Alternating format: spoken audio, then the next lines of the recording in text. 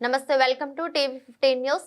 మల్లారం గ్రామంలో జరుగుతున్న CPM party మధుర division 19 మహాసభలో ప్రసంగిస్తున్న తమ్మినేని వీరభద్ర. జిల్లాలు చాలా పెద్ద సంఖ్యలో పెంచారు. అంతకుముందున్న 10 జిల్లాలను 33 జిల్లాలు చేశారు. ఈ 33 జిల్లాల్లో ఒక్కొక్క జిల్లా చిన్న జిల్లా అయిపోయింది కాబట్టి మధ్యలో డివిజన్ కమిటీలు అవసరం లేదు. మండల కమిటీలు, ఆ మండల కమిటీల పైన జిల్లా కమిటీ, ఆ పైన రాష్ట్ర కమిటీ ఉంటే సరిపోతుందని తన పార్టీ సెంట్రల్ కమిటీ భావించింది. కానీ తర్వాత అనుభవాలు చూస్తే డివిజన్ కమిటీ ఉంటేనే రాజకీయ నాయకత్వం శక్తివంతంగా ఉంటుంది.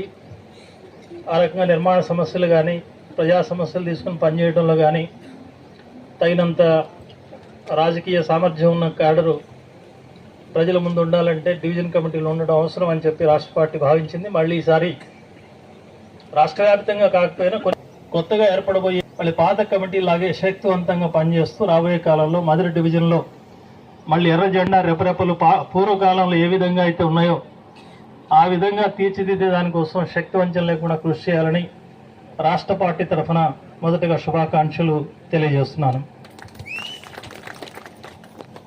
ఈ మహాసభల్లో సాధారణంగా గత 3 సంవత్సరాల కార్యకలాపాల గురించి, రాబోయే 3 ఏళ్లలో ఈ డివిజన్లో నిర్వహించాల్సిన ప్రజా సమస్యలు, పోరాటాల గురించి చర్చించుకోవడం, నిర్ణయించుకోవడం జరుగుతుంది.